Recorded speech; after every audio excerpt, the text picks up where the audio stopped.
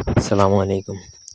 আজ আমি আপনাদেরকে হাসব্যান্ড বা ওয়াইফ বা স্বামী বা স্ত্রীকে তালাক দেওয়ানো মানে স্বেচ্ছায়, আপনি যদি চান যে স্বেচ্ছায় আপনার স্বামী তালাক দিক অথবা স্বেচ্ছায় আপনার স্ত্রী আপনাকে তালাক দিক বা ডিভোর্স দিক, এমন অবস্থা যদি হয় যে আপনার স্বামী আপনার সাথে অত্যাচার করছে কিন্তু আপনি চাচ্ছেন সে আপনাকে ছেড়ে দিক কিন্তু ছাড়তেছে না, বা আপনার পরিবার আপনাকে ছাড়াচ্ছে না, তখন আপনি চাইলে স্বেচ্ছায় একতরফা এই বিচ্ছেদটা করে ফেলতে পারবেন।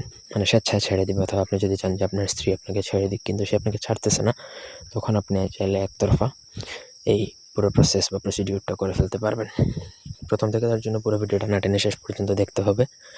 আমার চ্যানেলটা সাবস্ক্রাইব করবেন, লাইক কমেন্ট শেয়ার করবেন। ব্যক্তিগত যে কোনো প্রয়োজন, যে কোনো কাজ, বাঞ্ছা তুলনা ইত্যাদি যে কোনো প্রয়োজন বা যে কোনো কাজের জন্য স্ক্রিনে দেওয়া নাম্বার আছে, সরাসরি ফোনে, হোয়াটসঅ্যাপে কিংবা ইমোতে যোগাযোগ করে যে কোনো কাজ করাতে পারবেন, দেশে কিংবা দেশের বাইরে থেকে। তো এটা হচ্ছে আপনার মিশরীয় কিতাবের নকশা। এগুলো খুবই ইফেক্টিভ হয় যদি আপনি প্রপার ওয়েতে কাজ করতে পারেন।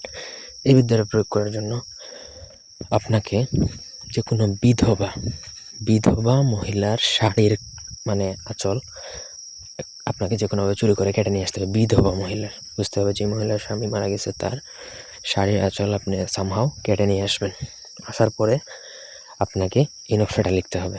নকশা লিখে যে যাকে ছাড়বে সেই এভাবে লিখতে হবে, যেমন অমুককে তালাক দিক, এভাবে লিখবেন।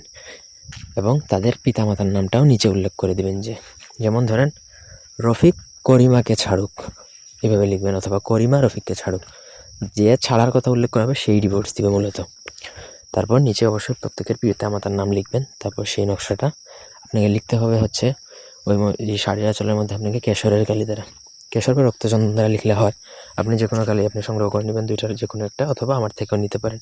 তারপর সেই নকশাটা জাস্ট ওদের বাড়ির আশপাশে পুঁতে দিলেই কাজ হয়ে যাবে, 1 সপ্তাহে গ্যারান্টি।